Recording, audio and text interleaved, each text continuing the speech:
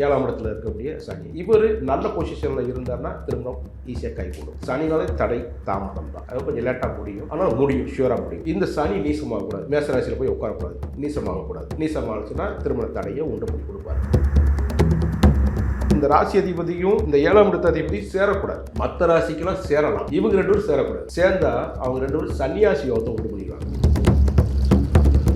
ராகு கெதுக்கள் அங்கே போய் உட்காந்துங்கன்னா பிரச்சனை தான். ஆனால் கடகராகு மகர ராகு நல்லது செய்வாங்கன்னு சொல்லி ஒரு பலன் இருக்குது. அந்த கடகராகுக்கோ மகர ராகுக்கோ 1 4 7 10 வேறு கிரகங்கள் இருந்தால் நல்லது செய்வாங்க. இல்லாத பட்சத்தில் திருமண தடையை உண்டு பண்ணி தான்.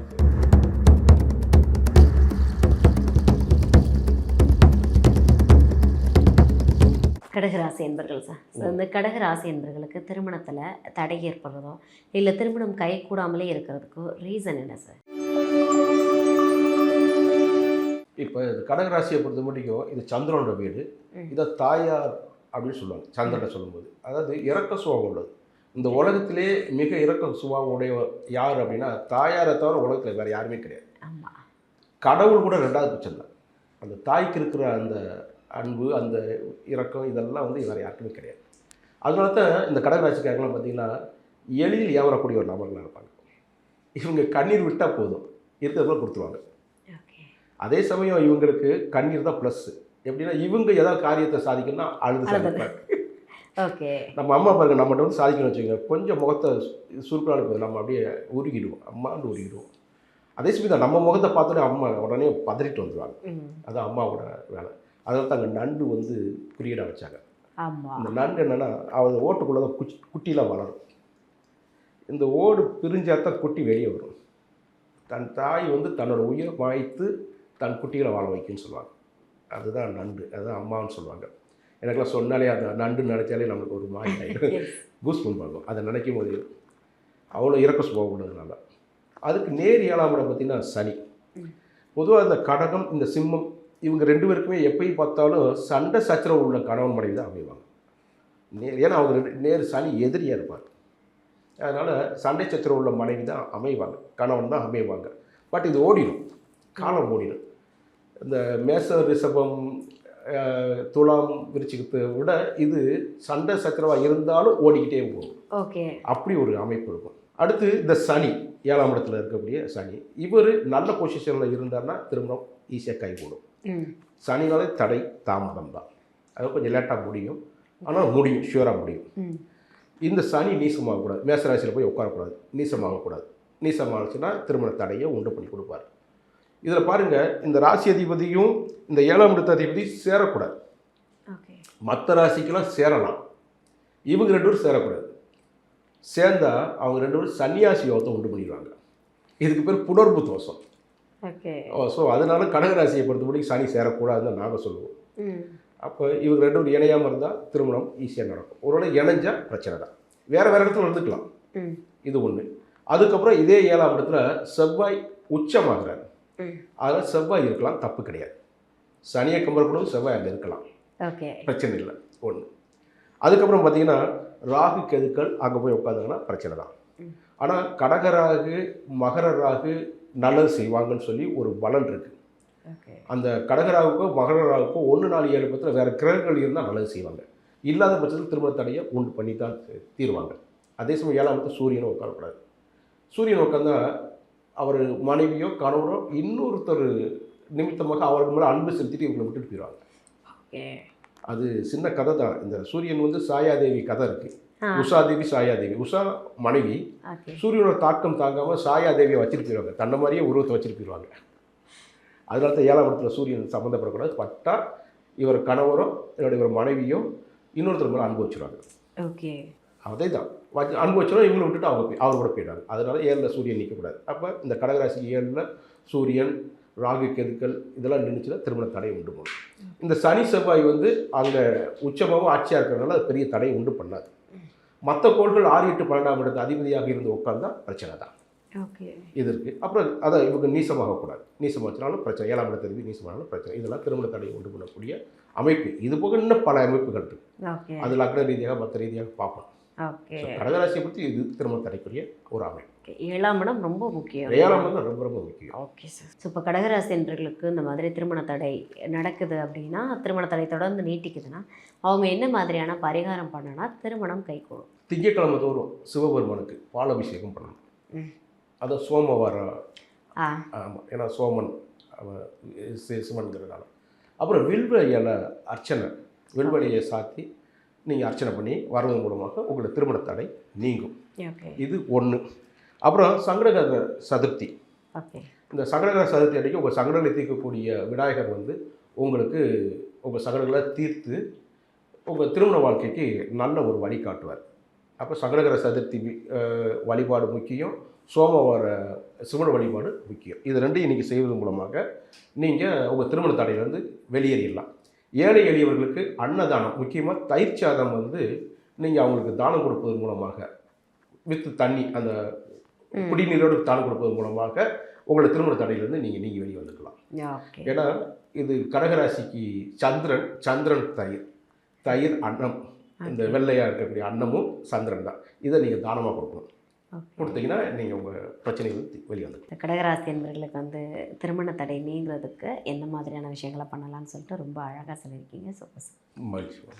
திருமணம் ஆகலை அப்படின்றது ஒரு பிரச்சனை ஏன் வருது?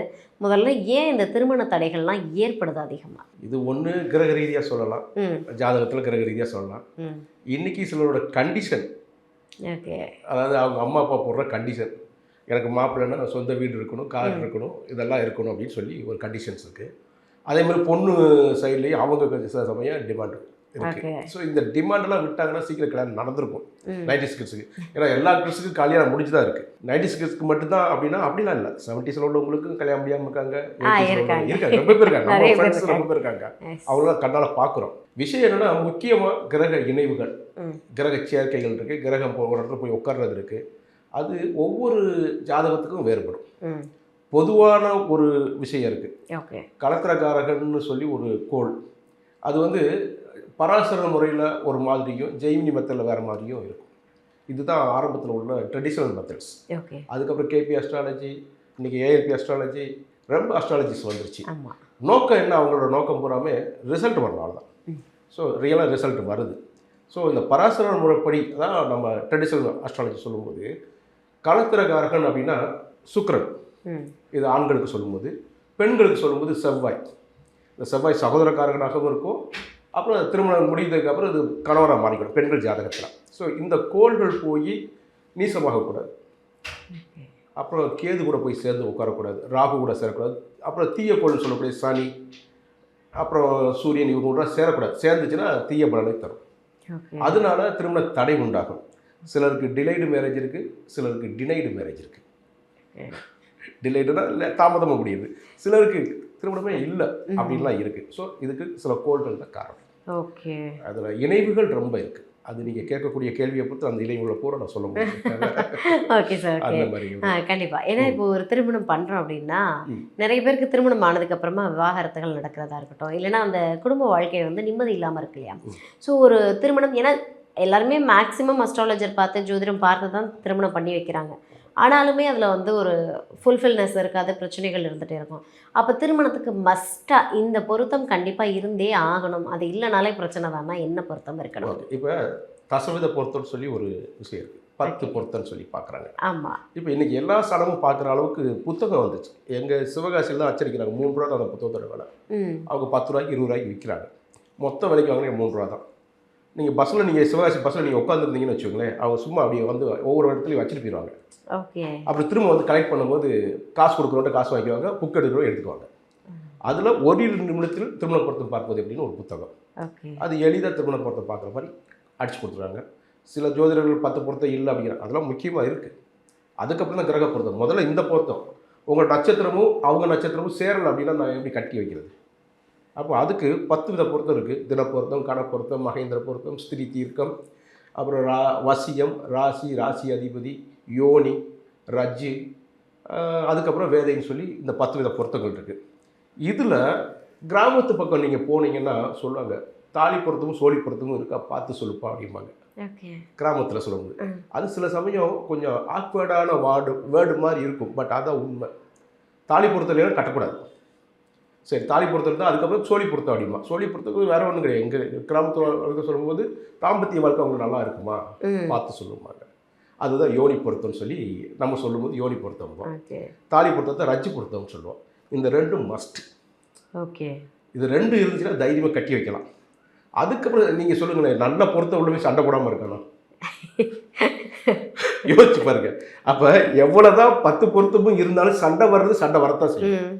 நான் ஒரு வார்த்தையை விட்டால் டக்குன்னு சண்டை போடுவான். என்ன அடுத்து சேர்ந்துக்கிடுவான். அந்த சேர்ந்துக்கிற தன்மை அவன் ஜாதகத்தில் இருக்கான்னு பார்க்கணும். அவ்வளோதான். ஓகே. ஸோ அதனால தாலி பொருத்தம் சோழி பொருத்தம் ரொம்ப முக்கியம். ஓகே. இதுக்கு அடுத்து பார்த்தீங்கன்னா அந்த சோழி பொருத்தங்கிறது யோனி, அப்புறம் வசியம். இந்த வசியமும் யோனியும் இருந்தால் ரொம்ப ரொம்ப சிறப்பு. ஆனால் ரெண்டுமே அமையாது. அப்போ இது 2ல் 1 இருக்கணும், ஷுவராக இருக்கணும். அப்புறம் அந்த ரச்சி பொருத்தம் கம்பல்சரியாக இருக்கணும். இதுக்கு அடுத்து பார்த்தீங்கன்னா தினப்பொருத்தம் கனப்பொருத்தம் இருக்கணும். தினப்பொருத்தங்கிறது அதுதான் ஃபஸ்ட்டு பொருத்தம். உங்கள் நட்சத்திரத்துக்கு அடுத்த நட்சத்திரம் உடையாத நட்சத்திரமாக இருக்கணும். இது எப்படி சொல்லுவாங்கன்னா, இப்போ அஸ்வினி நட்சத்திரம் எடுத்திங்கன்னா அஸ்வினி, பரணி, கிருத்திகை. இந்த கிருத்திகை 3ஆவது நட்சத்திரம் உடையும். ஓகே. அதுக்கப்புறம் 5ஆவது நட்சத்திரம் உடையும். அப்புறம் 7ஆவது நட்சத்திரம் உடையும். இந்த உடையிற நட்சத்திரம் என்ன பலன் தரும்னா வதைனா அன்றாடம் நம்ம ஒரு நெருப்புக்குள்ளே இருக்கிற மாதிரியான ஒரு சிக்கலை கொடுக்கும். சண்டை சக்கரை பார்த்தாலே வெறுப்பாக இருக்கும்.